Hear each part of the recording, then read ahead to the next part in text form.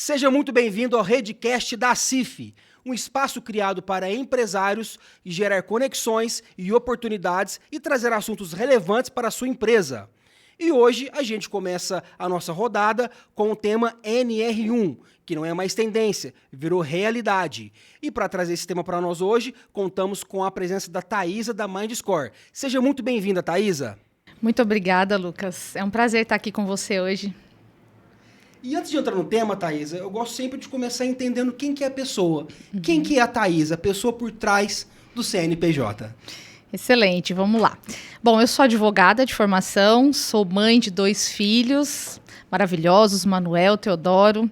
Sou pesquisadora, cientista, sou CEO da MindScore e também advogada, né? Então, eu estive aí no mundo corporativo por mais de 15, 16 anos, como advogada trabalhista empresarial.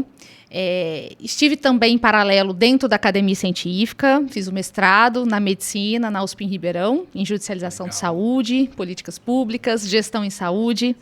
O doutorado na enfermagem psiquiátrica, onde eu pude, enfim, aprofundar muito mais esse tema de saúde mental ocupacional, gestão de riscos psicossociais. E também tive como um resultado desse aprofundamento e estudo em gestão de riscos psicossociais um projeto de lei.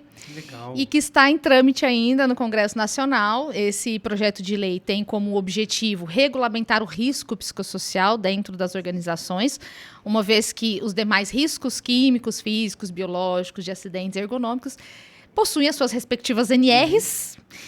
Portanto, o risco psicossocial ainda estava aí de forma muito abrangente e omissa dentro da legislação. Mas é um tema científico, técnico e que a gente pode aí com certeza abordar. E esse projeto de lei, de alguma forma, influenciou a nova NR1. Né? Então, eu sempre gosto de ressaltar, Lucas, que eu sou uma grande crítica da nova NR1 na forma como foi proposta. Por quê? As reuniões tripartites e essa discussão do tema começou ali em 2022, tendo como start o projeto de lei, né, a Câmara dos Deputados começou, então, ali a fazer uma audiência pública, a debater o tema, mas os representantes de sindicatos, das organizações públicas, privadas, entenderam por bem, então, somente incluir o risco psicossocial na nova NR1. A proposta do projeto de lei era trazer conceitos, metodologias, o passo a passo, todo o procedimento, todo aquilo que demanda uma NR e a regulamentação de um risco. Né?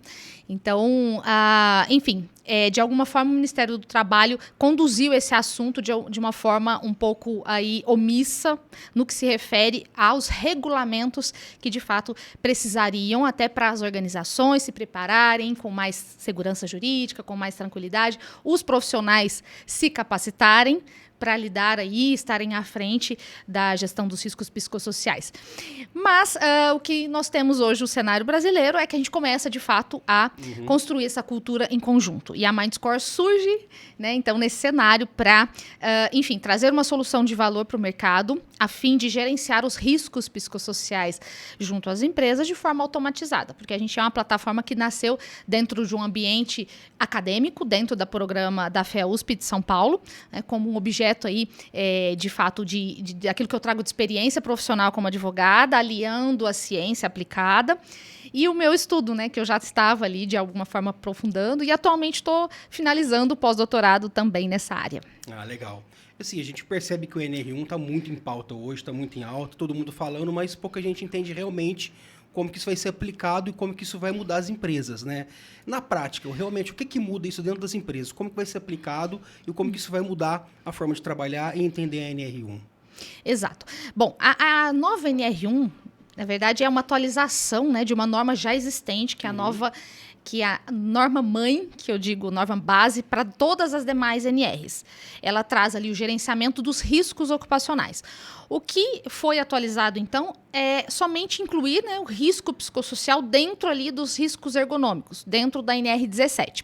E as empresas passarão a ter essa obrigação a partir de maio, agora 26 de maio, próximo, a obrigação de fazer a gestão desses riscos psicossociais. E o que se trata, os riscos psicossociais? São, de fato, as condições laborais, os fatores potencialmente adoecedores dentro de um ambiente social de trabalho.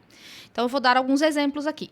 Sobrecarga de trabalho, jornadas exaustivas, assédio moral, uma liderança, às vezes, sem comunicação eficiente, uma liderança despreparada, que não sabe lidar com pessoas, gerir pessoas, enfim.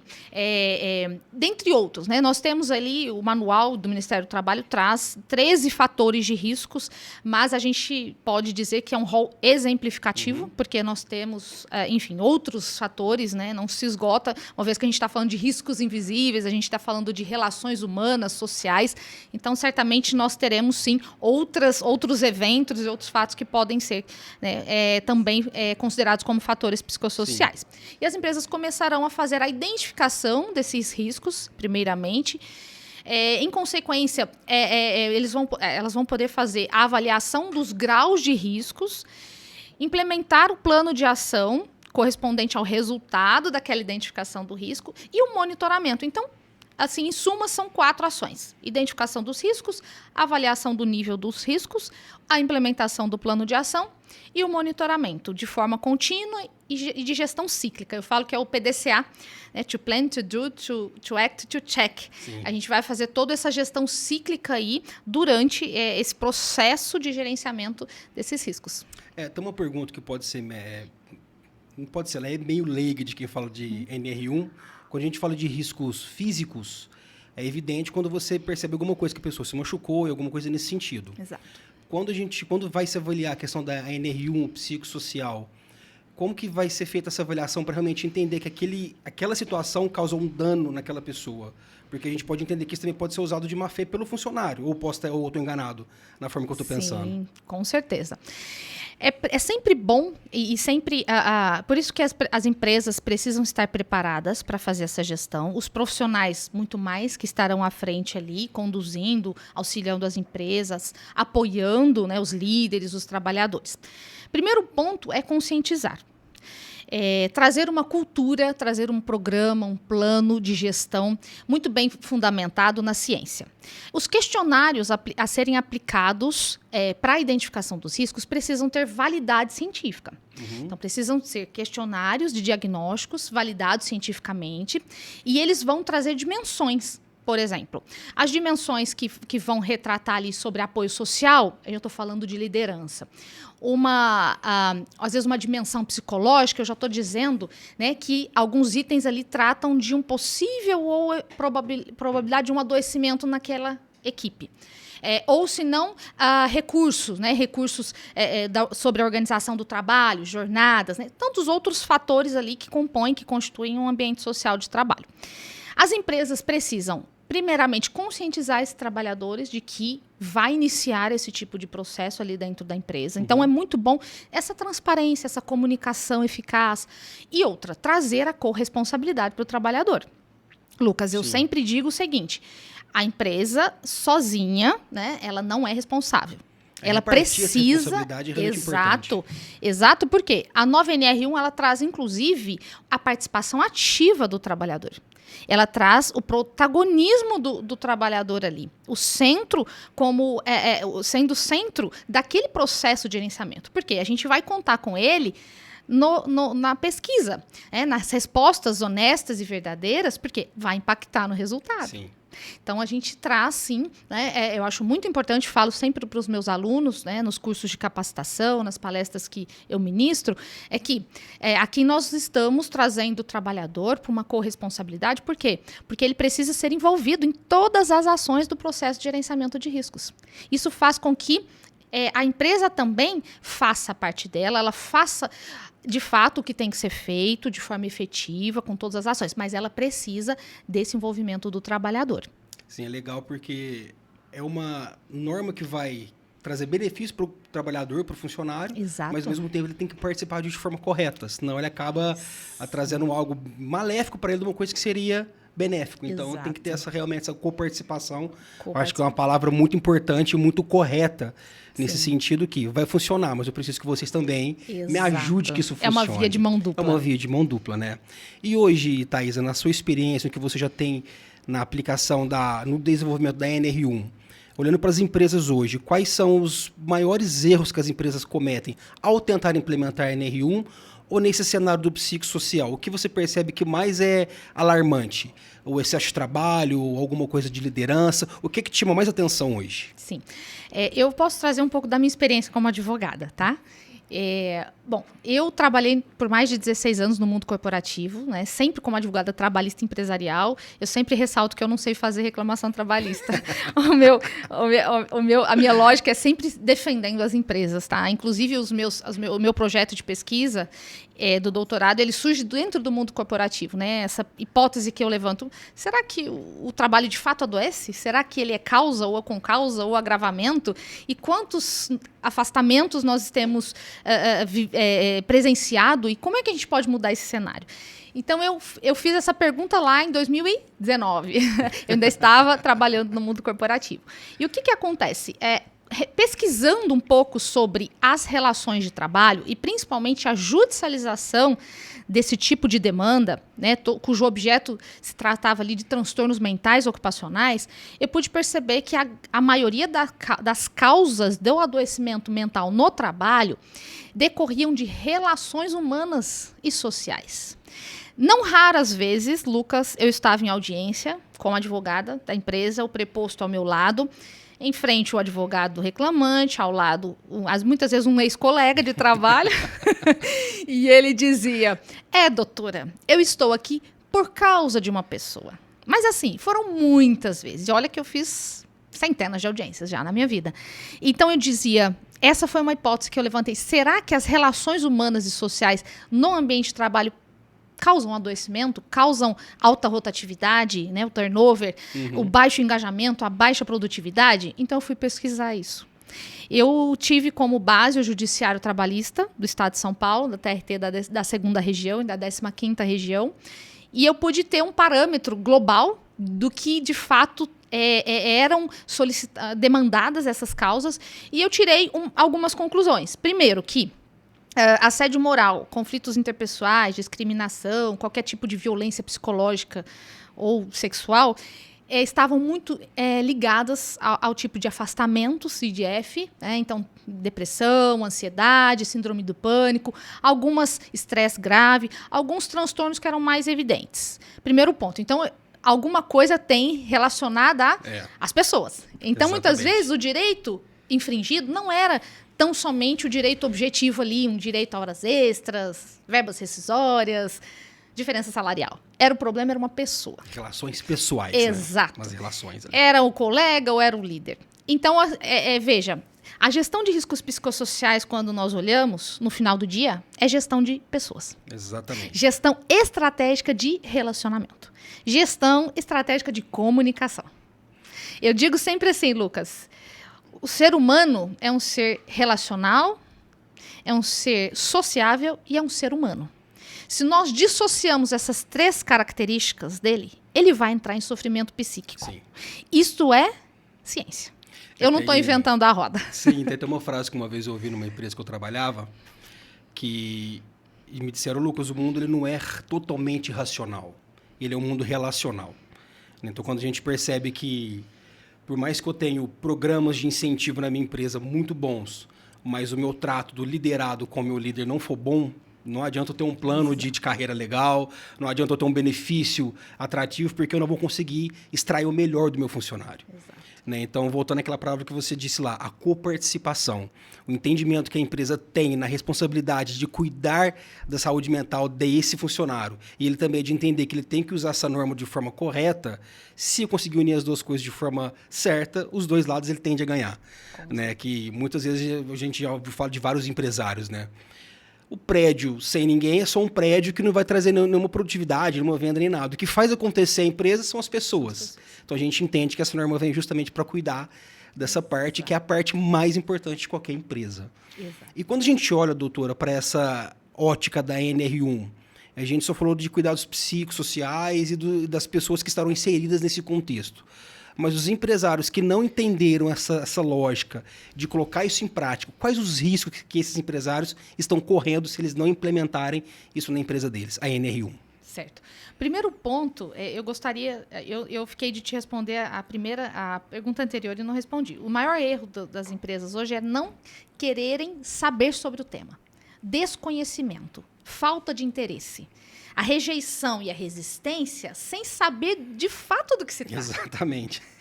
Então, nós temos uma cultura ainda muito ultrapassada no que se refere à educação corporativa. Sim. No que se refere ao letramento, tá?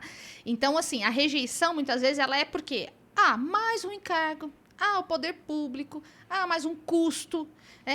De novo, já está difícil contratar, porque é o seguinte, o que a gente vê? Qual que é a maior dor hoje de qualquer empresário? Nós não achamos mão de obra. Nós estamos enfrentando um apagão de mão de obra no mercado. Exatamente. Reclamar é muito fácil. Reclamamos e reclamamos. Mas o que a gente tem feito para enfrentar o enfrentamento desse tipo de problema? Existe solução. Sim. Temos que ter solução, certo? Todo mundo precisa trabalhar, todo mundo precisa produzir, a gente precisa gerar riqueza. Eu acredito muito nas empresas, mas muito mesmo. E o que acontece? A empresa que não estiver preparada, principalmente começando a dar os primeiros passos, ela vai enfrentar multas a partir de maio, as penalidades, porque a auditoria vai chegar, os fiscais vão chegar. Eles vão fazer, com certeza, uma pesquisa anterior, vendo ali, hoje está tudo interligado. Então, eles podem ir, por exemplo, em segmentos. Quais os segmentos hoje mais expostos? Os que mais, de fato, têm ali um número alto de afastamentos por CDF. Eles vão começar por aí. E lá no TST já tem esse ranking de segmentos que demandam mais no judiciário. Por outro lado, denúncias. MPT, né, Ministério Público do Trabalho, existem as denúncias ali. Ele tem esse acesso livre hoje fácil. Então, ele pode começar por essas empresas mais demandadas. Segundo ponto, judicialização. Os advogados trabalhistas, e muitas vezes, com todo respeito à minha profissão, oportunistas,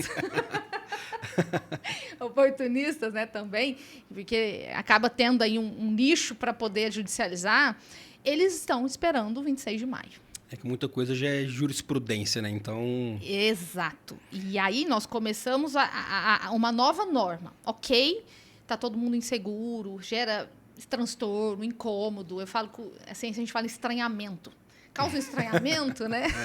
E as empresas, às vezes, não querem enfrentar e não querem. Mas, veja, Lucas, é porque elas não entenderam ainda que a gestão dos riscos psicossociais nada mais é do que gestão estratégica de pessoas. Exatamente. Gestão estratégica de relacionamentos. Inclusive, como contraprova da judicialização excessiva que nós encontramos no judiciário.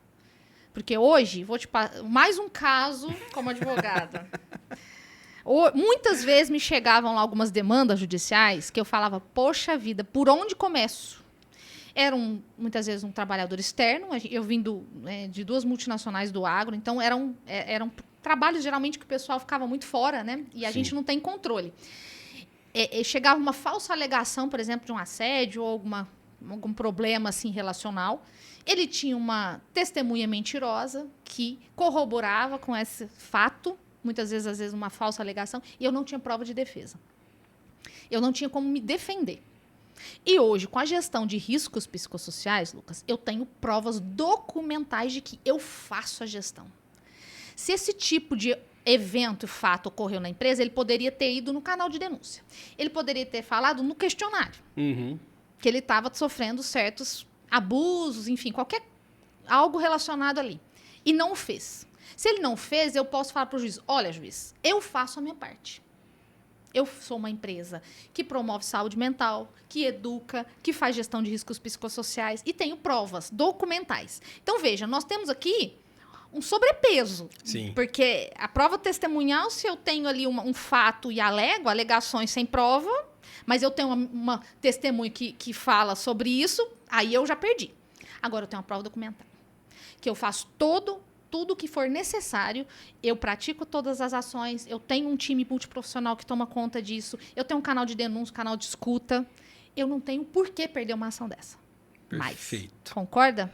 Perfeito. É sair de uma gestão operacional. Eu falo sempre isso para os meus alunos. Pessoal, RH, SST, Saúde e Segurança no Trabalho, Compliance Jurídico, vocês sairão do operacional para uma abordagem estratégica. Exatamente. Vocês vão aumentar o nível de vocês. Então, estejam preparados. Aproveitem essa é a grande diferença, né? a oportunidade. E quando a gente, olhando isso para a prática, Thaisa, como que as empresas hoje elas podem começar a pensar em estruturar, a implementar a NR1 nas empresas delas? Qual o processo, qual que é o primeiro passo que essas empresas têm que ter para conseguir implementar a NR1? Excelente, Lucas. Eu sempre digo que dois departamentos são muito importantes. Considerando aí uma pequena empresa que tenha um RH, recursos humanos ou um departamento pessoal, eu começaria por eles, tá? Uma empresa que já tem uma estrutura de saúde e segurança no trabalho, RH ou um jurídico, eu já tenho um time multiprofissional ali dentro que pode começar a atuar. Sim. Agora, eu tenho um RH que tem, por exemplo, que faz toda a guarda dos documentos, ele faz ali a gestão das pessoas, e ele contratou um SESMIT externo. O SESMIT externo que eu falo é o time de SST externo, que é comum nas empresas de medicina e segurança no trabalho. É chamar esse time, primeiro, ele vai startar esse processo. Eles vão começar, eles vão dar os primeiros passos. Como? Ou contratando uma empresa especializada em gestão de riscos psicossociais, que eu acredito que será cada vez mais comum. Sim. E essa empresa vai para dentro da empresa, essa empresa, né, prestadora de serviços, vai para dentro da organização e já começa ali os primeiros passos. Então, levanta dados, mapeia documentos, se tem afastamentos, números de admissão, demissão para ver turnover.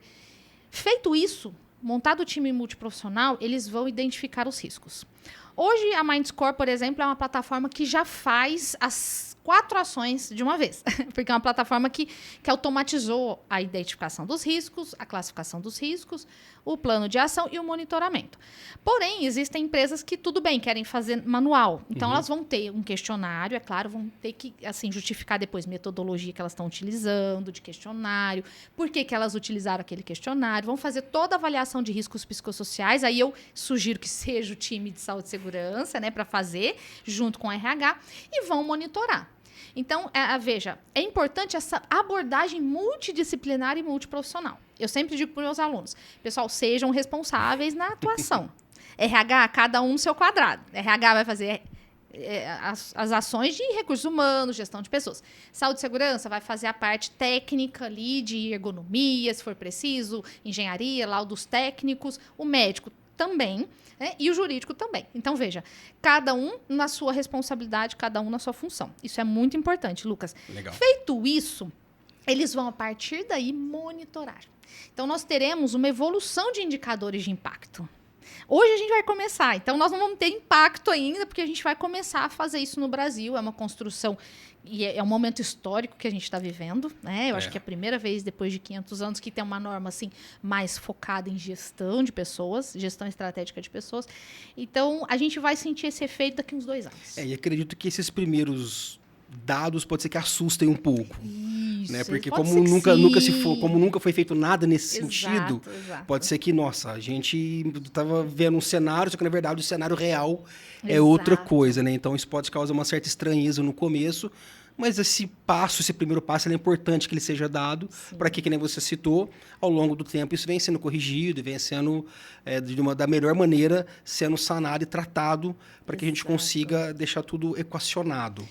Nós estamos falando, né, Lucas, aproveitando esse gancho, e de cultura de dados. Exatamente. A gente não tem no Brasil cultura de dados. Eu sempre digo o seguinte, ai de mim, no meu jurídico ali, na minha atuação, se eu chegasse numa mesa de diretoria, com a minha diretora jurídica, que ficava em São Paulo, sem dados e sem fundamento no que eu estava falando. Eu acho que é mais ou menos assim. Exato. De 10 a 100 é mais ou menos isso. Exato. Então, assim, a gente vai começar a ter a cultura de dados Sim. também. As decisões baseadas em dados, as decisões muito mais assertivas e efetivas, baseadas nas evidências, né? Então, as ações baseadas em evidências. Isso é muito rico. Eu acho que a gente vai elevar o nível consideravelmente. Você falou de dados, mas eu queria abordar resgatar um tema que você citou sobre a liderança à frente da NR1. Qual que é o papel e a importância do líder da equipe perante tratar esse tema NR1.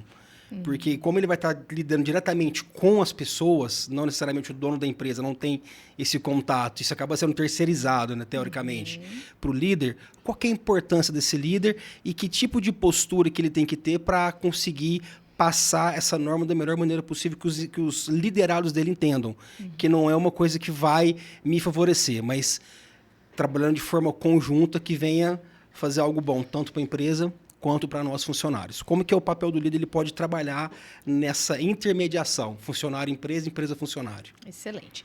Bom, primeiro que a nova NR1 traz a obrigação de envolvimento da alta gestão. Então, a nova NR1 fala todas as ações de processo de gerenciamento de riscos, aí eu estou falando de ocupacionais, todos, sim, mas aí eu trago psicossocial, que é o tema aqui, precisam ser debatidos com a alta liderança. Isso quer dizer que a abordagem é top-down. A gente não, sim, consegue falar de mudança de cultura, mudança de mentalidade, mudança de consciência, expansão de consciência mesmo, sem falar num líder que envolve equipe, que engaja e que esteja, de fato, participando das decisões. É porque ele é um tomador de decisão. Sim. A gente só vai conseguir implementar uma ação de forma efetiva se o líder tiver, pelo menos, sabendo do que se trata. Minimamente sabendo. E aí nós encontramos lideranças ainda despreparadas para lidar com pessoas. Isso é muito grave. E muito mais comum do que a gente imagina, né? Muito mais comum, exato. Primeiro que o líder ele precisa ser humilde. Né? Eu sempre falo o seguinte, a máxima das virtudes é a humildade. Qualquer pessoa que quiser desenvolver na vida e crescer, ele precisa ser humilde, porque as demais virtudes ele só vai conseguir se ele for humilde. Exatamente. Então, o líder tem que ser humilde. Se ele não for, ele vai ter que aprender a ser, ou senão ele não pode estar nesse lugar. Ele não pode estar nesse lugar. Simples assim. Lidar com pessoas hoje é um desafio, um super desafio. Eu concordo.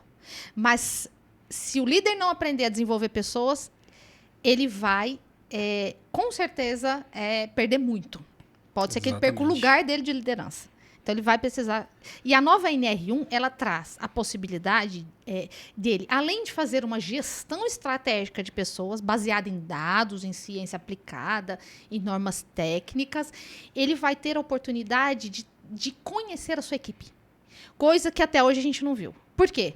Por meio do questionário, eu conheço a equipe, porque a gente vai fazer identificação e mapeamento de informações muito subjetivas, mas informações muito ricas no sentido de, será que eu estou sendo um bom líder? Porque eu estou vendo aqui alguns indícios de, sei lá, resultados e metas inalcançáveis, o pessoal está esgotado lá, o pessoal está com uma pressão excessiva, está aparecendo para mim, eu sou líder daquele grupo ali, homogêneo de disposição que a gente fala. O que eu, como líder, posso fazer? Hoje ele não tem oportunidade de saber disso, certo? Mas a partir de agora ele tem a oportunidade de saber, inclusive, quem que é a equipe dele. Dependendo do tamanho da empresa, a gente vê líderes, às vezes, que tem centenas de pessoas como lideradas ali, ele tem essa oportunidade de falar, é aqui que eu vou direcionar a minha ação. Olha só que interessante. Trabalhando com pessoas, a conta nunca vai ser exata, né? Não, quando você fala de exatas, 2 mais 2 vai dar 4. Com pessoas pode dar 18, 25, outro resultado. Então, nunca vai ser uma conta fechada. É muito volátil quando você se mexe com humanas, né? Riscos psicossociais são riscos invisíveis. Eu falo isso para os meus alunos. Eu sempre digo assim, pessoal, os demais riscos, a gente tem ali a cadeira, medital, precisa ser assim a bancada.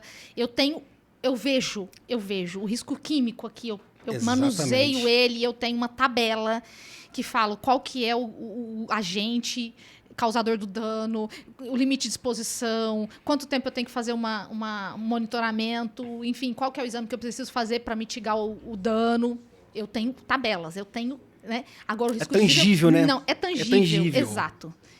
Agora, o risco invisível, como é que eu posso? Eu vou fazer uma pergunta para você. Como é que eu vou identificar o risco invisível se eu não escuto a minha equipe? Exatamente. Se eu não conheço as pessoas que trabalham comigo? Não tem outra forma. Senão, o espaço de escuta e fala. Que eu falo, ainda que indireta, por meio de questionário, sabe? É uma escuta indireta. Sim. Pode ser que entre no plano de ação a escuta direta. Que aí eu falo, olha, eu acho que eu preciso aproximar da minha equipe. Eu vou fazer rodas de conversa, sei lá, uma vez no mês. Vamos fazer depois do horário aqui 15, 20 minutos, tomar um café com a minha equipe. Não é? Isso muda tudo, sabe? Às vezes, as pessoas falam assim, mais um custo, mais um gasto. Mas, Lucas, veja, às vezes são ações simples. Simples, que tomadas repercutem num efeito extraordinário. Quando os empresários em si entenderem que esse tipo de ação não entra como um gasto, mas como investimento, Exato. porque ele está lidando com o ativo mais precioso da empresa, que são pessoas, né? Que é a partir delas que as coisas acontecem.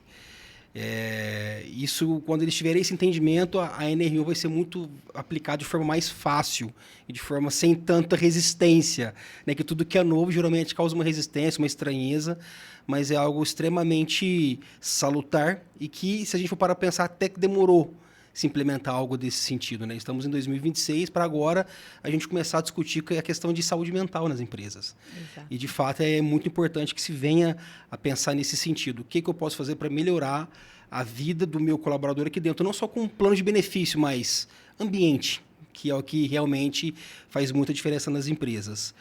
E pegando agora o outro gancho que você citou de dados, nós entendemos que, assim, tem empresas que têm dados e tem empresas que não têm dados nenhum.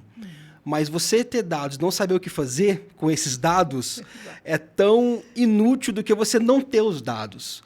Então, com a NR1, essa interpretação desses dados vai ser uma coisa muito mais aplicada e muito mais olhada com cautela para realmente saber utilizar esses dados de forma correta?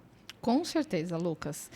Falando um pouco de dados e ROI, que você trouxe, o investimento. O retorno do investimento aí, né? O retorno sobre o investimento. Eu falo que esse é um tema, com certeza, que nós vamos discutir para os próximos 5, 10 anos, Sim. Porque a hora que a gente começar a ver os impactos e os ROIs, os retornos, né, porque vai muito além de saúde mental, tá? A gente está falando de saúde mental.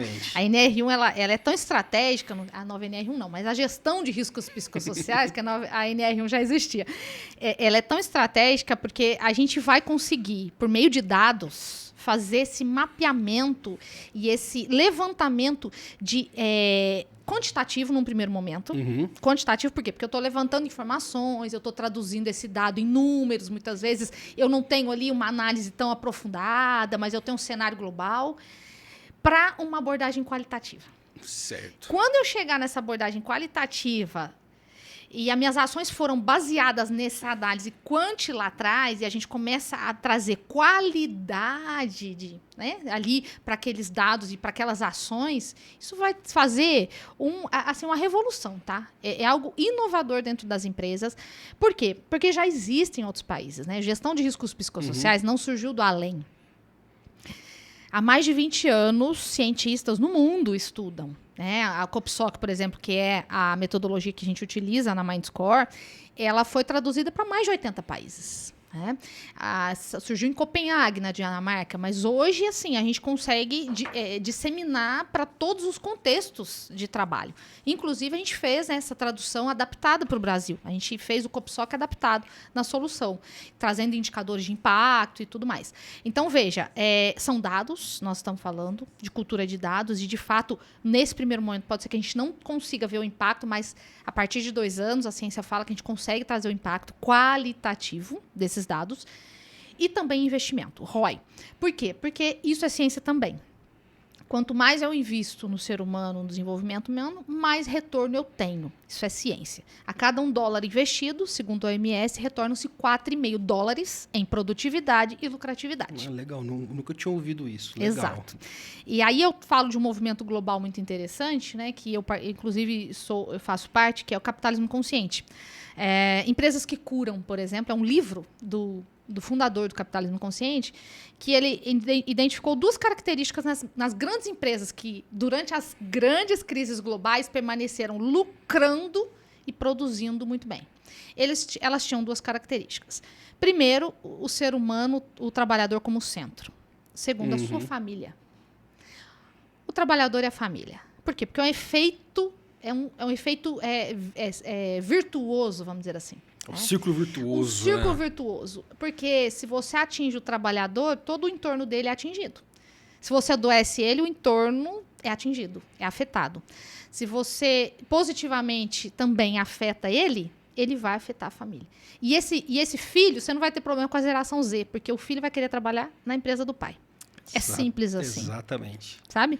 Então, veja, e essas empresas que curam, elas fazem, né? Elas tinham como características muito benéficas toda a região que elas estavam ali, a localidade, né? O impacto positivo que causa no meio ambiente, no social e no ser humano ali que está constituído, né? As empresas, nós somos constituídos de pessoas, não tem como fugir disso.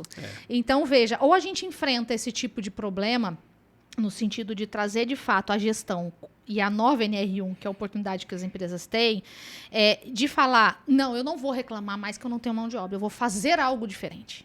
Por isso eu convido, né, as empresas a repensarem. Aquelas que estão rejeitando, resistindo e não querem, de alguma forma, aí, os CEOs, né, os líderes não querem saber do que se trata, não querem aprofundar um pouco mais no tema, para poder estar à frente. Falar, não, eu vou estar nessa equipe multiprofissional, eu quero saber. Quero saber dos dados quantitativos e depois eu quero, né, de fato, colher ali alguns resultados positivos. Por quê? Porque eu comecei, eu dei o primeiro passo. E da forma que você trouxe a questão do ROI, quando a gente vai vender, na verdade não é nem vender para o empresário, porque isso vai ser um regulamento, isso tem que ser aplicado. Mas quando nós vamos explicar isso para o empresário, automaticamente ele pensa, aonde que vai ter o meu retorno nesse investimento que eu estou fazendo? E você me trouxe duas situações diferentes, que é o retorno financeiro, porque a pessoa estando bem, ela produz mais, e trouxe um retorno um pouco mais longevo, que é a questão de mão de obra, que é o que a gente citou lá no começo da nossa conversa. Então, qual a melhor abordagem que nós podemos fazer para explicar para esse empresário que o retorno não é imediato, mas você vai ter esse retorno tanto financeiro quanto de mão de obra, porque a gente entende que todo mundo reclama, a geração Z não conseguimos contratar, é um problema. Não, a geração Z não é o problema. Ela tem que ser a nossa solução. Porque se ela for um problema, a sua empresa está fadada a fechar. Porque eles vão ser os nossos funcionários e os nossos clientes. Então, a gente tem que saber lidar com esse tipo de geração. Então, quando a gente olha para a nova NR1, você entende que vai auxiliar nesse processo das empresas entenderem que eu cuidando bem, eu tenho esse retorno tanto financeiro quanto de mão de obra? Não tenho dúvidas, Lucas. Essa é a grande oportunidade. A grande sacada da NR1. A grande sacada. Sabe, você foi no ponto mesmo. ROI, retenção de talentos. Porque hoje, você tem uma equipe boa, segura. Segura, e como é que você segura? Eu sempre digo, não é com dinheiro, tá? Exatamente. Não já foi-se o tempo. Então, estudando um pouco carreira dentro da USP com a Tânia Casado, eu fiz doutorado e fiz algumas disciplinas muito correlacionadas à gestão de riscos psicossociais, dentre elas carreira. Foi muito interessante porque o salário, por exemplo, aparece terceira, quarta posição. O primeiro, de fato, relações sociais e humanas saudáveis, qualidade de vida no trabalho, né? Flexibilidade de jornada. Então, veja, geralmente ali fica entre as 3 primeiras prioridades. Então, a pessoa... Eu falo muito isso, pessoal. Hoje, ninguém tolera mais práticas desrespeitosas, práticas grosseiras, né? Os Estados Unidos fez uma última pesquisa agora, eles perdem com grosserias. Era essa a palavra. Um artigo de uma grande universidade lá. Grosserias, eles perdem mais de 2 bilhões de dólares por ano. Por quê? Porque as pessoas não toleram, então o turnover é muito alto. A gente não faz conta de turnover. A contratação mais cara é aquela que deveria da pessoa que ter ficado, né? Exato. Então, assim... E às vezes por um deslize. Um deslize muito pequeno, sabe? Né? Às vezes um despreparo de uma liderança que não sabe comunicar, que não sabe tratar as pessoas, certo? Você tem esse tipo de alta rotatividade. E segundo, 4 meses, né, me parece. Quando existe uma pessoa que se desliga, você perde 4 meses do salário dela. Isso é científico também. Então, nós não fazemos essa conta, esse custo do turnover, né? Segundo ponto, lucratividade e produtividade. Uhum. Ela não vai sair dali. Se ela tem boas relações, esse funcionário, essa pessoa, ela não vai sair. Ela vai pensar 1000 vezes se ela tiver outra oportunidade. Eu conheço casos e casos assim, fez o dobro de proposta para eu ir para concorrente, vamos supor assim. Já vi muitas vezes, mas não fui. Não fui porque aqui, eu tenho abertura, eu tenho acesso de escuta. Eu conheço o CEO, o gerente. Tem uma liberdade para trabalhar. Exato. Né? E aqui a gente produz, aqui é um espaço, né, saudável. Colaborativo. Salubre, colaborativo. Eu aprendo muito. Questão da educação também hoje, né? Investir nas pessoas no sentido de educação, de ver que elas têm potencial e elas podem ir além e fazer. Então, isso é muito papel do líder. Sim. Que a gente estava falando. Então, veja, essa é a grande diferença. empresas. Então, nós temos aqui, acho que dois fatores muito importantes que precisam ser levados em consideração. E aí, é claro, a gente vai ter cenários e cenários, às vezes pequenas empresas que não têm noção do que é isso. Mas é o que eu falo, né? Educação, tudo passa pela educação, Lucas, né? Sim. A gente já conversou um pouco sobre isso já, né? Eu estive na palestra também falando um pouco sobre nova NR1. As empresas começarem a ter essa noção.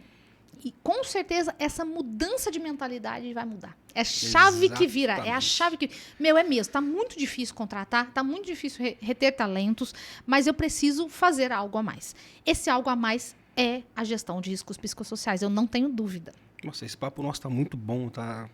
Muito bom, muito bom. De tudo que a gente falou, Thaisa, quando a gente fala de nova NR1, falamos da aplicação, como colocar isso em prática nas empresas, o papel do líder tomando a frente dessa iniciativa, o ROI para o empresário. E aonde que a MindScore consegue entrar para conseguir auxiliar os empresários na implantação dessa nova NR1? Como que a MindScore consegue trabalhar em cima disso? O que é que ela oferece de inovação no mercado? Excelente. A MindScore é a primeira startup do Brasil para atender uma regulação. Por quê? O projeto de lei surgiu em 2019, começou a tramitar no Congresso em 1º de julho de 2020, sofreu um trâmite prioritário em decorrência dos números altos de afastamentos, começou a discutir esse tema ali na Câmara, em 2024 veio a portaria. A MindScore surge dentro do programa da FEUSP de São Paulo, porque eu fazia o doutorado, né, em paralelo, e eu queria criar uma empresa, desenvolver uma empresa, né? Então, ela foi idealizada dentro desse programa da FEA-USP. Eu fiquei 2 anos lá, praticamente incubada, para trazer a MindScore como uma solução de valor para o mercado, acessível, automatizada, que pudesse auxiliar as empresas na gestão. Tá? Então, eu posso dizer e posso assegurar, nós temos 100% compliance com a fiscalização, 100% compliance com a regulação, segurança jurídica total. E nós nascemos para atender a nova NR1. Nós não viemos de outros mercados como as concorrentes vêm. Por exemplo, já estão no mercado de wellness corporativo, de bem-estar, enfim, psicoterapia online. Né? A gente tem visto um movimento assim, de outras empresas, outras startups que começaram a fazer NR1 em decorrência tão somente da portaria de 2024, que surge aí a inclusão na NR1 dos riscos psicossociais. Ao contrário, a MindScore surge ainda dentro da academia científica, para mim a FEUSP uma das melhores do mundo, né, no que se refere à inovação, empreendedorismo. Então, eu já estava ali dentro desse ecossistema da ciência, então eu gostaria muito de fazer, de fato, a prática da ciência aplicada. Então, a gestão de riscos psicossociais por meio de uma plataforma, qual as empresas, os profissionais podem, de fato, fazerem ali toda a gestão, monitorar e também acompanhar o indicador de impacto. Nós temos indicadores de absenteísmo, nós temos indicadores de produtividade, de turnover, satisfação, engajamento. Temos o canal de escuta, que atende a CIPA da NR5. Então, esse canal de escuta ele é um canal de comunicação também previsto ali no manual. Nós temos gestão das ações aplicadas, então eu consigo fazer a gestão e efetividade, né, no caso, baseado em dados. Então, eu tenho resultado, eu tenho plano de ação. Depois, eu consigo medir se essa ação foi efetiva ou não, se eu vou mudar a rota, se eu vou continuar ali fazendo melhorias, né, o PDCA, que é a melhoria contínua. E também nós temos o Partner Hub. O Partner Hub é o painel do parceiro. Então, nós estamos desenvolvendo, nesse momento, um ecossistema de parceiros para atender ao plano de ação. Então, os parceiros terão a oportunidade de ter o painel deles ali na plataforma, com a logo deles, fazendo a gestão de múltiplos clientes. Nós temos alguns diferenciais, então, porque, de fato, a gente tem uma equipe muito boa.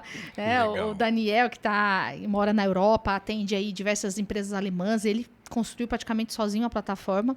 Tem o gestor de negócios, o Léo, que fica em São Paulo, diretor de negócios. A cientista de dados, que está no Rio Grande do Sul. Ela fez a minha análise estatística do doutorado ali, me ajudou. Temos a Simone, que é analista de inovação. Então, é um time muito legal, muito sênior, muito assim, competente. E esperando aí, né, todas as pessoas que estão a fim de, inclusive, testarem a solução. Nós estamos aí com 30 dias de trial, então será um prazer aí atender, né, os clientes e que a gente possa ir juntos nessa jornada. E a MindScore fica à disposição. E conta para nós um case de sucesso que a MindScore teve. de uma empresa que ela entrou e conseguiu trazer um panorama geral e a pessoa, quando pegou o resultado, falou, não imaginava que estava dessa forma. Exato. A gente tem feito agora com construtoras, tá? Foi muito bom. Nós fechamos um grande parceiro na Bahia. E lá é muito comum, né, as obras assim, muito longes. Então, a gente fez todo um acompanhamento com eles. Nós fizemos vídeos de treinamentos. Então, as equipes locais, em loco, eles tiveram todo o preparo. Né? Os técnicos de segurança, os engenheiros de segurança que estariam nas obras, eles fizeram todo esse preparo para começar a identificar os riscos, né? Começarem a... A gente só não teve, infelizmente, a reavaliação, porque não deu tempo ainda, tá? Sim. Mas foi muito legal. As pessoas assim, os líderes, os gestores, tanto de campo quanto internamente ali no administrativo, tiveram esse envolvimento necessário. E veja, é muito interessante que o resultado é outro. Quando a gente consegue envolver a equipe multiprofissional, seja interna e externa, o resultado, as coisas fluem, é um passo a passo, né? É ciência. Então, não tem, assim, erro. É começar, é dar o primeiro passo, tá? E fizemos, e a gente tem aí os números, com certeza fazemos na reavaliação em breve, e na reavaliação a gente vai conseguir trazer aí os indicadores de impacto, com certeza. Tá, então, assim, de tudo que a gente conversou, de tudo que nós falamos aqui, entendemos que é uma realidade, não tem como voltar atrás, é uma porta que a gente passou, essa porta fechou, ela não abre mais. Exato. Então, a MindScore está aqui no mercado justamente para auxiliar e trazer essa inovação na implementação da sua nova NR1. Então, você que está nos assistindo, que tem empresa que precisa implementar na sua empresa a nova NR1, procure a MindScore. E para nós é um prazer muito grande ter vocês na rede de negócio, ter vocês como parceiros na CIF. E para a gente encerrar, a gente está chegando no final do nosso podcast aqui, você queria fazer alguma consideração final, comentar algo a mais que você queria trazer para o nosso espectador?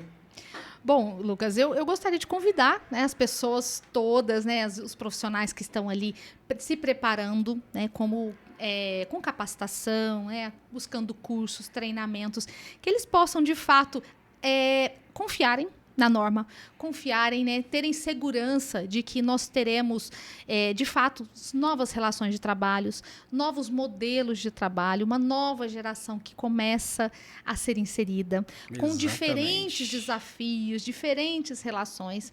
Então, que as empresas também estejam abertas a aprender, né? Os profissionais, mas também os CEOs, os líderes, estejam preparados aí para, a partir de maio, entenderem um pouco mais, né? Quem ainda não entendeu, quem não buscou. E, é claro, a gente vai precisar dar o primeiro passo.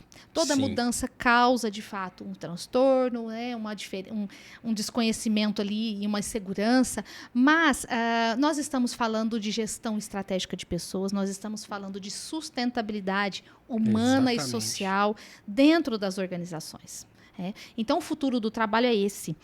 Hoje é sobre relações humanas que a gente precisa debater cada vez mais. São temas subjetivos, difíceis, mas necessários. Exatamente. Uma vez que pós-pandemia, nós sofremos muito isso, né? A mudança de sentido, o sentido do trabalho, qual é o sentido, qual é o propósito, né? Resgatar alguns valores que são inerentes ao ser humano.